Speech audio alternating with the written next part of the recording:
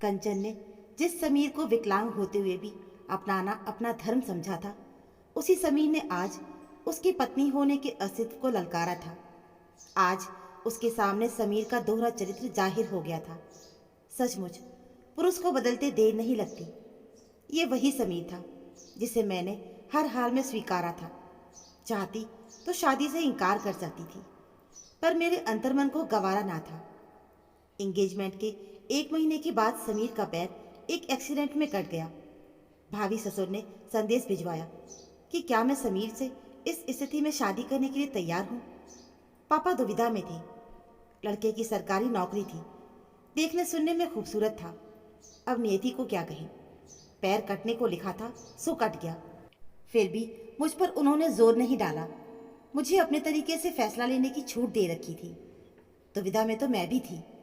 जिससे मेरी शादी होनी थी, कल तक तो वो ठीक था। आज उसमें ऐब आ गया तो क्या उसका साथ छोड़ना उचित होगा? कल मुझ में भी शादी के बाद कोई ऐब आ जाए और समीर मुझे छोड़ दे, तब? मैं दुविधा से उभरी और मन को पक्का कर समीर से शादी के लिए हाँ कर दी। शादी के कुछ साल आराम से कटे। समीर ने कृत्रिम पैर लगा लिया था। इस तरह वो कहीं भी आने जाने में समर्थ हो गया। मुझे अच्छा लगा कि चलो समीर के मन से हीन भावना निकल जाएगी कि वो सक्षम है। 5 साल गुजर गए। काफ़ी इलाज के बाद भी मैं मां ना बन सकी तो मैं गहरे अवसाद में डूब गई। कहने को भले ही समीर ने कह दिया कि उसे बाप न बन पाने का जरा भी मलाल नहीं है, लेकिन मैंने उसके चेहरे पर उस पीड़ा को एहसास किया जो बातों बातों में अक्सर उभर कर सामने आ ही जाती थी। एक दिन मुझसे रहा नहीं गया। मैं कह बैठी, अगर ऐतराज ना हो तो मैं एक सलाह दूं? क्या? क्यों ना हम एक बच्चा गोद ले लें? ये सुनकर समीर उखड़ गया। मुझे अपना ही बच्चा चाहिए, वो शायद ही संभव हो, मैंने दबी जबान में कहा। बिना कोई जवाब दिए समीर वहां से चला गया। मेरा मन तिक्त हो गया। ये भी कोई तरीका है अपना नजरिया रखने का? समीर की यही बात मुझे अच्छी नहीं लगती थी कि मिल बैठकर कोई सार्थक हल निकालने की जगह वो दकियानूसी व्यवस्था से चिपके रहना चाहता था।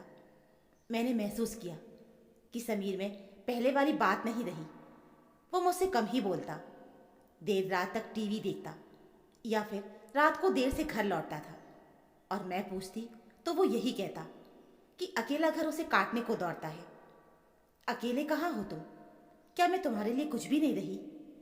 समीर बात को टाल जाता। मेरी त्योरियां चढ़ जाती। तुम्हें शर्म नहीं आती जो पत्नी को अकेला छोड़कर देर रात में घर आती हो? शर्म तुम्हें आनी चाहिए जो मुझे वंश चलाने के लिए एक बच्चा भी न दे सकी। सुनकर मैं रुआंसी सी हो गई। एक औरत सिर्फ बच्चा जनने के लिए ब्याह कर लाई जाती है? क्या वो सिर्फ जरूरत की वस्तु होती है? जरूरतों की कसौटी पर खरी उतरी तो ठीक है, नहीं तो मुंह फेर लिया। बहरहाल अपने आंसुओं पर मैंने नियंत्रण रखा और कोशिश की कि अपनी कमजोरियों को ना जाहिर होने दूं। मैं तुम्हारी बीवी हूं और मुझे पूरा हक है ये जानने का कि तुम देर रात तक क्या करते हो। अच्छा, तो अब समझा। समीर के चेहरे पर व्यंग के भाव तेराए। तुम्हें जलन हो रही है ना कि मैंने कहीं दूसरी ना रख ली हो? रख सकते हो आप, ये कोई नई बात नहीं होगी मेरे लिए। तो क्यों पूछताछ करती हो? सोच लो कि मैंने रख ली है।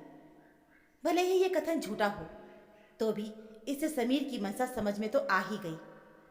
वो चला गया, पर एक ऐसा दंश देकर गया जिसकी पीड़ा का शूल मेरे अंतस को भेद कर रह गया। अकेले में मैं सुबकने लगी।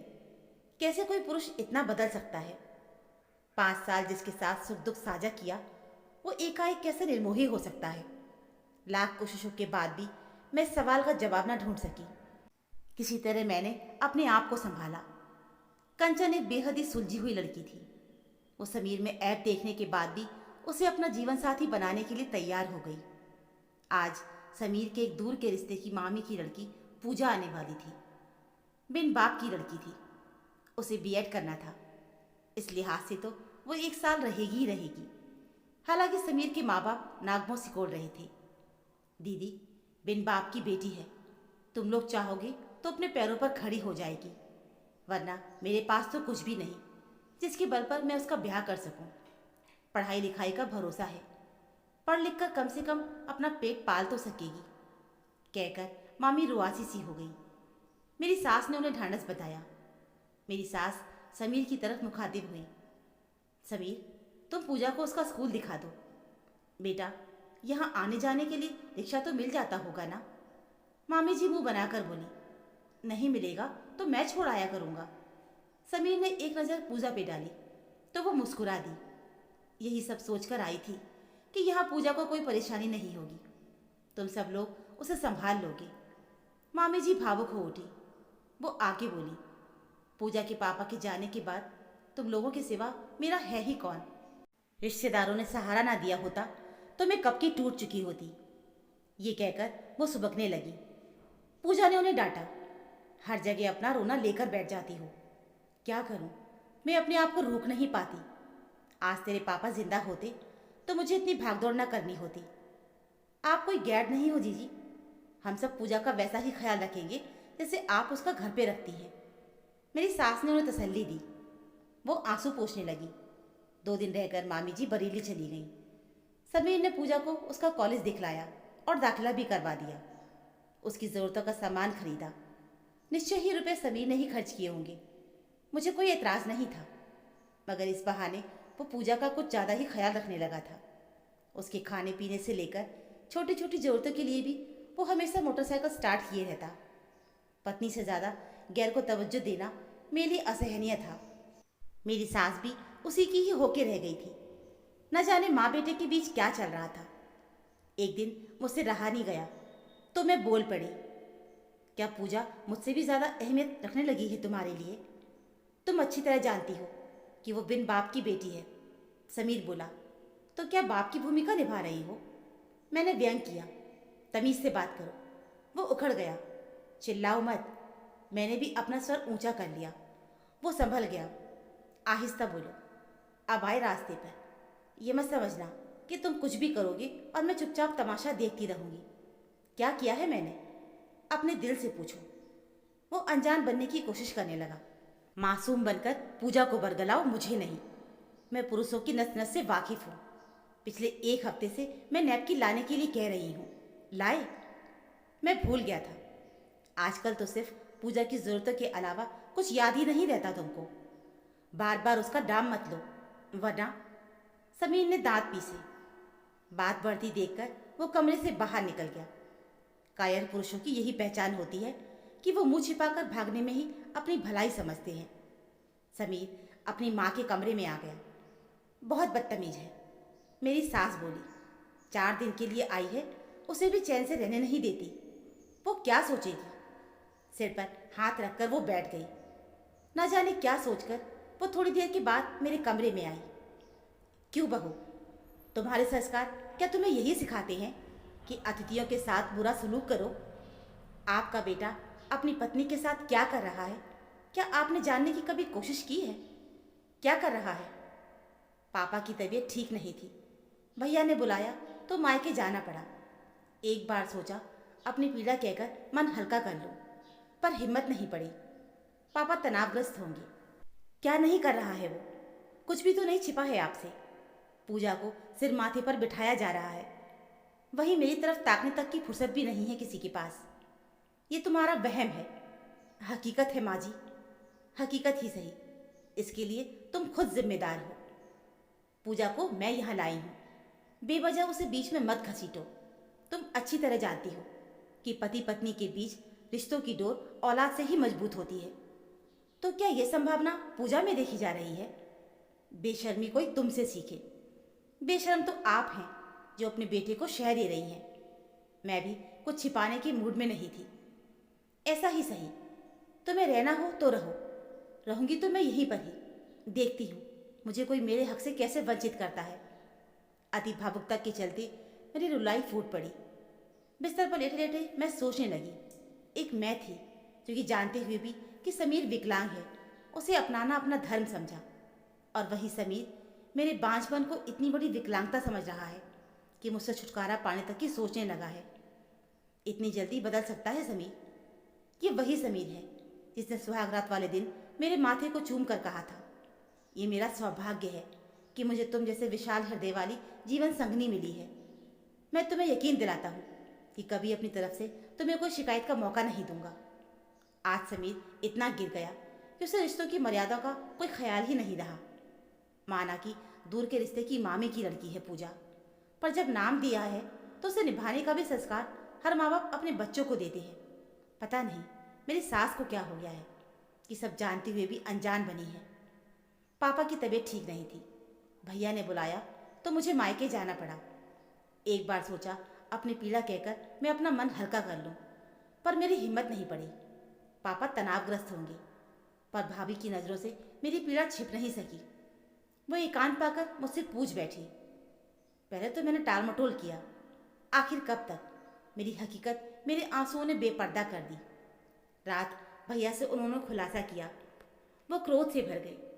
उनका क्रोध करना वाजिब था। कोई भाई अपनी बहन का दुख नहीं देख सकता। रात ही वो मेरे कमरे में आने वाले थे, पर भाभी ने उन्हें मना कर दिया। सुबह नाश्ते में उन्होंने समीर का जिक्र छेड़ा। तू अब उसके पास नहीं जाएगी, फ़ोन लगा, मैं उस बेहुदे से अभी बात करता हूँ। मैंने किसी तरह से भैया को मनाया। 1 महीना रहकर मैं जब वापस भरे मन से ससुराल जाने लगी तो भाभी मुझे सीने से लगाते हुए बोली, दीदी चिंता की कोई ज़रूरत नहीं है, आपके लिए इस घर के दरवाजे हमेशा के लिए खुले हैं। भाभी को माँ का दर्जा यूं ही नहीं दिया गया है।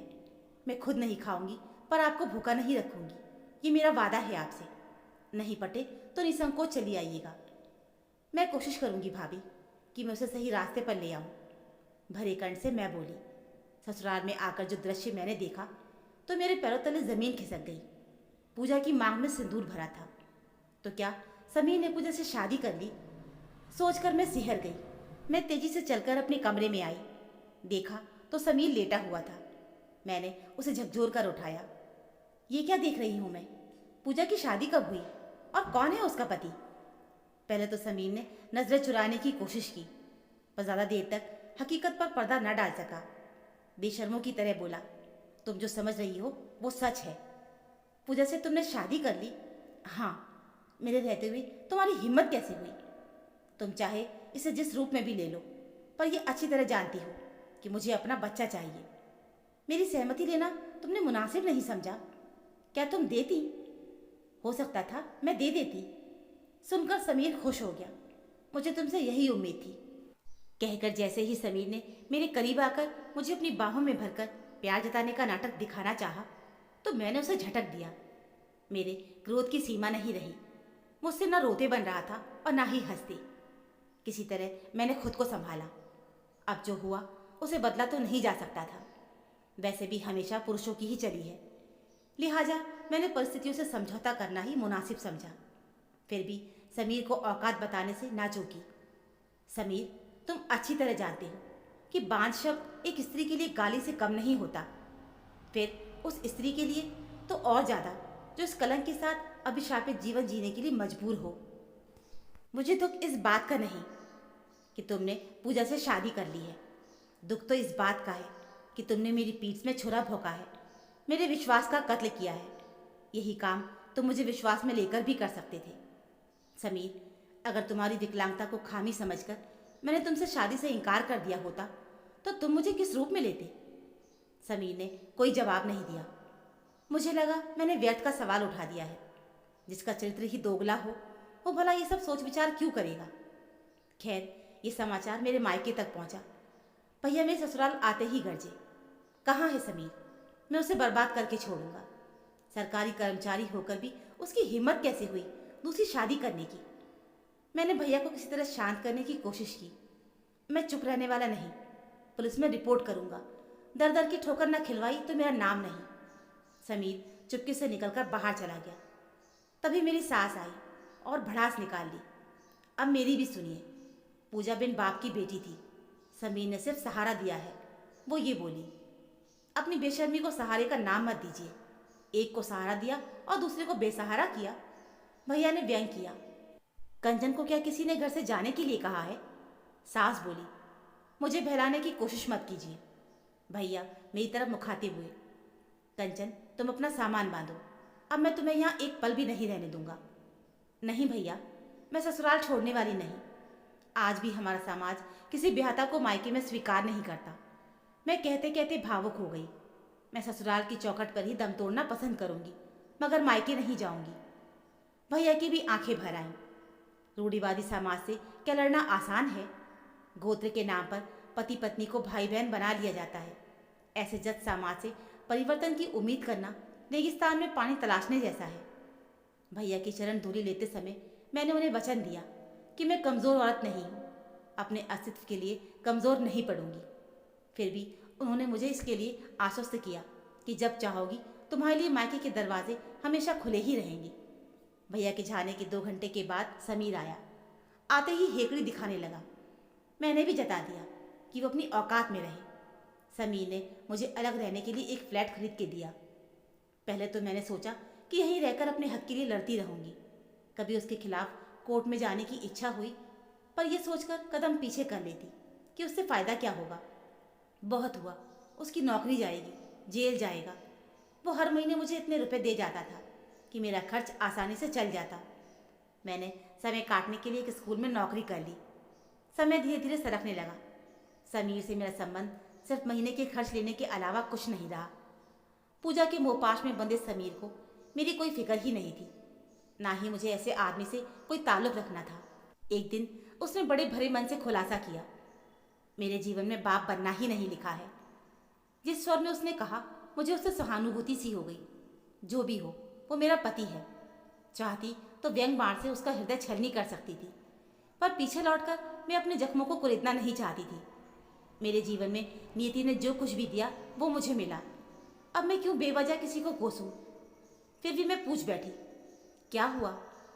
पूजा के खून में इन्फेक्शन है।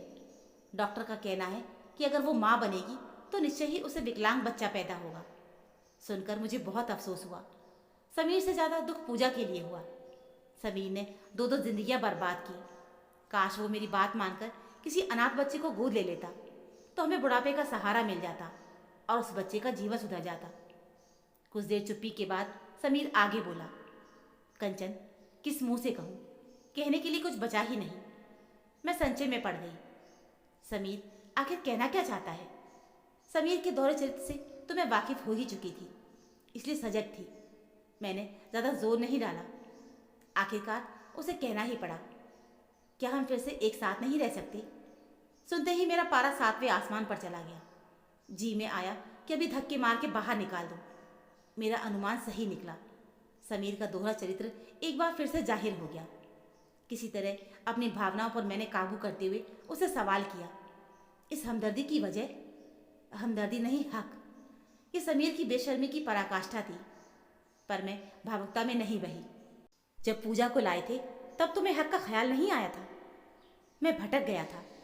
बड़ी मासूमियत से वो बोला, अब गलती सुधारना चाहते हो? वो चुप रहा। मैं उसके चेहरे के पल पल बदलते भावों को बखूबी पढ़ रही थी। व्यर्थ बहस में पढ़ने से अच्छा मुझे सब कुछ जानना उचित लगा। वो बोला, मैं चाहता हूँ कि तुम टेस्ट ट्यूब तकनीक से माँ बन जाओ। मुझे हंसी सूझी, साथ में रंज भी हुआ। वो हतप्रभ मुझे देखने लगा। तीसरी शादी कर लो, मेरी राय में यही ठीक रहेगा।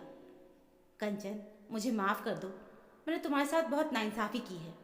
माफ़ कर दिया तो क्या तुम? उसका चेहरा खिल गया। जैसा तुम सोच रही हो वैसा कुछ भी नहीं होने वाला। अच्छा होगा तुम मुझे मेरे हाल पर ही छोड़ दो। तमाम कोशिशों के बाद भी जब उसकी दाल नहीं गली तो वो भरे कदमों से चलकर फाटक की तरफ बढ़ा। मुझसे रहा नहीं गया। मैंने अपने मन की बात कह दी। समीर, सौतन लाकर तुमने पत्नी के अस्तित्व को गाली दी है। तुम्हारे बाप बनने की हसद कभी नहीं पूरी होगी। उसके जाते ही मैं बिस्तर पर पड़कर फूट फूट कर रोने लगी थी।